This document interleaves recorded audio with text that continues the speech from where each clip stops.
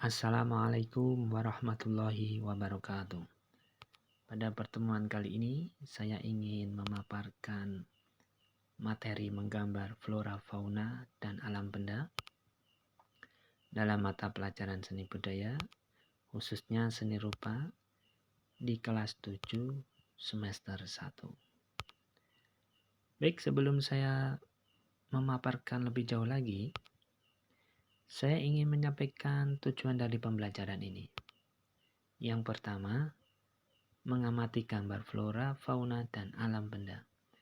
Yang kedua, memahami pengertian menggambar.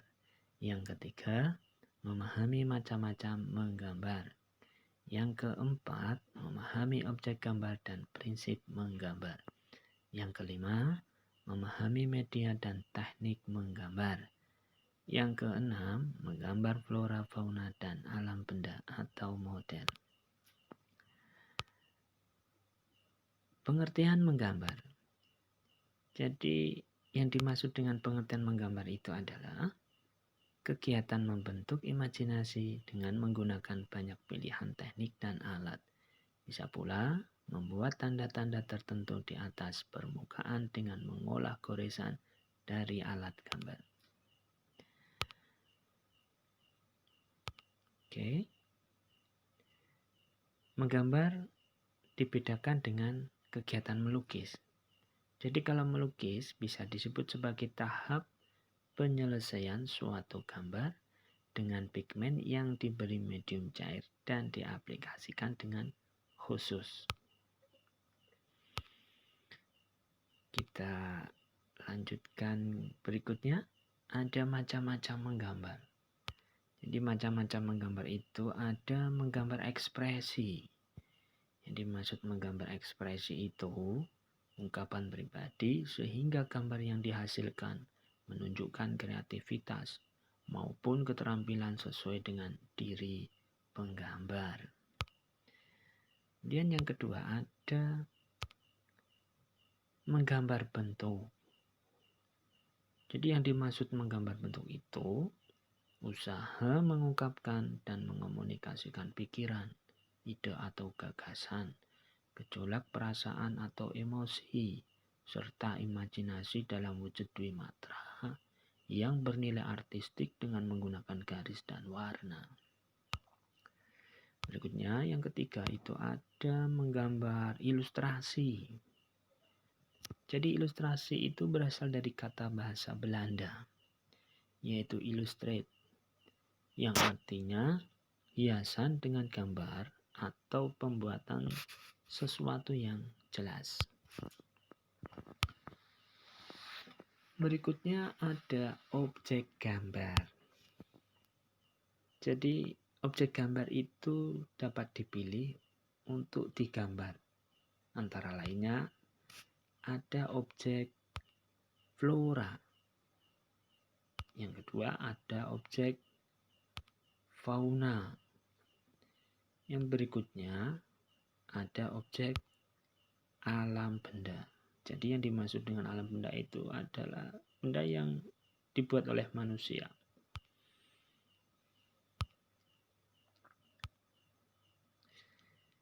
Berikutnya ada prinsip menggambar. Jadi di dalam menggambar itu ada prinsipnya. Yang pertama itu ada model. Model itu adalah objek yang dijadikan acuan untuk menggambar. Oke. Model gambar itu dapat dibuat secara langsung dan tidak langsung. Contohnya, yang pertama itu menggambar secara langsung. Yang dikatakan menggambar secara langsung yaitu dengan menatap model yang ada di depan mata. Contohnya bisa kita lihat. Jadi yang dikatakan menggambar secara langsung itu menggambar dengan menatap model yang ada di depan mata. Jadi modelnya itu ada asli di depan mata. Kemudian modelnya itu digambar secara langsung. Berikutnya ada menggambar secara tidak langsung. Jadi yang dimaksud menggambar secara tidak langsung itu menggambar model dari foto reproduksi, foto berasal dari majalah, buku, atau media lainnya. Kita lihat contohnya. Jadi seperti itu ya. Menggambar secara tidak langsung itu menggambar objeknya yang ada di dalam sebuah foto atau majalah ataupun buku. Itu dan digambar. Itu yang dinamakan menggambar secara tidak langsung. Oke, yang kedua, prinsip menggambar ada proporsi. Dinamakan proporsi itu adalah kesebandingan, keseimbangan, atau kesesuaian bentuk dan ukuran suatu benda antara bagian yang satu dengan bagian yang lainnya. Bisa kita lihat contohnya. Berikut adalah contoh proporsi. Itu ada kesesuaian atau kesebandingan antara bentuk dan ukuran suatu benda yang satu dengan yang lainnya.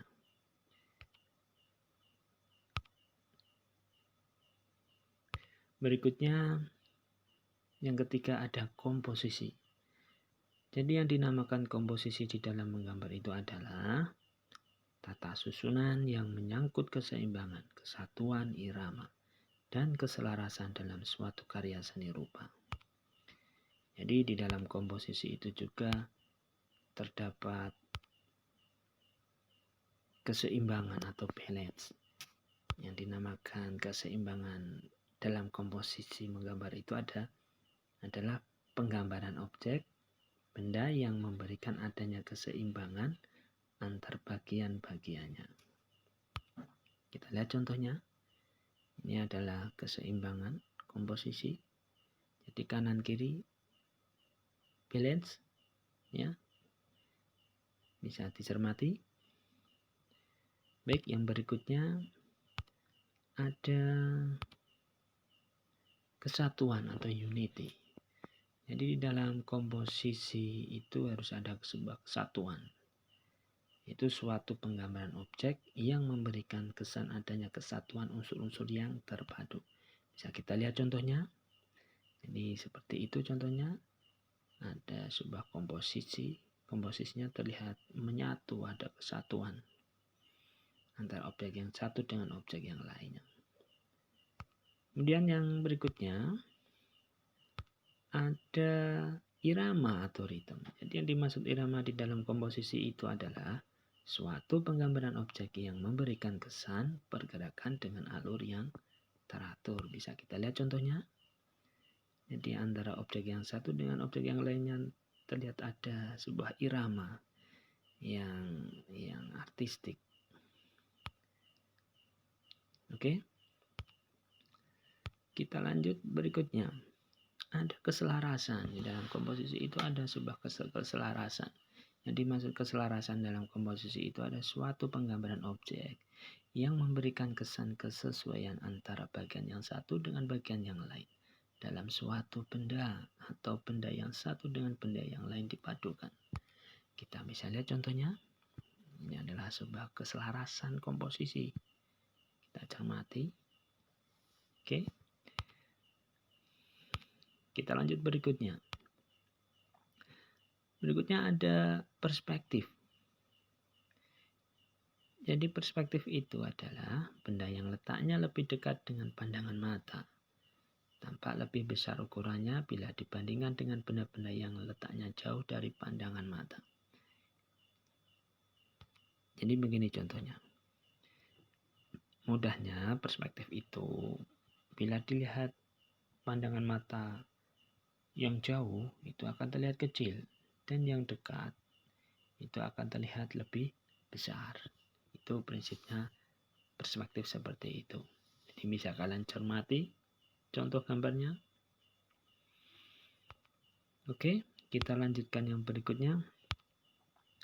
Yang berikutnya ada gelap terang.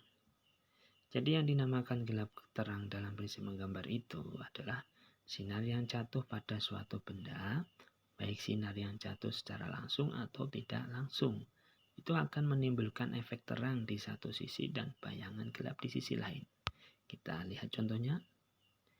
Jadi yang dinamakan gelap terang di dalam menggambar itu adalah Yang terlihat terang itu yang terkena sinar, dan yang terlihat gelap itu yang tidak terkena sinar.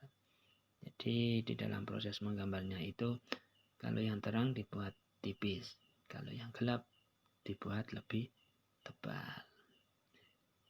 Silakan dicermati contohnya. Kalau sudah dicermati, saya sudah sampaikan materi ini dari awal mengenai pengertian menggambar sampai dengan ada objek sampai pada prinsip menggambar. Mudah-mudahan apa yang sudah saya sampaikan materi tersebut bisa dimengerti dan bisa dipahami. Kemudian agar nantinya di dalam praktek nanti bisa diaplikasikan. Oke, pada pertemuan kali ini saya cukupkan sampai di sini, dan kita akan bertemu kembali di pertemuan yang berikutnya. Mudah-mudahan apa yang sudah saya sampaikan ini dapat bermanfaat buat anak-anak semuanya. Oke, saya cukupkan sampai di sini. Wassalamualaikum warahmatullahi wabarakatuh.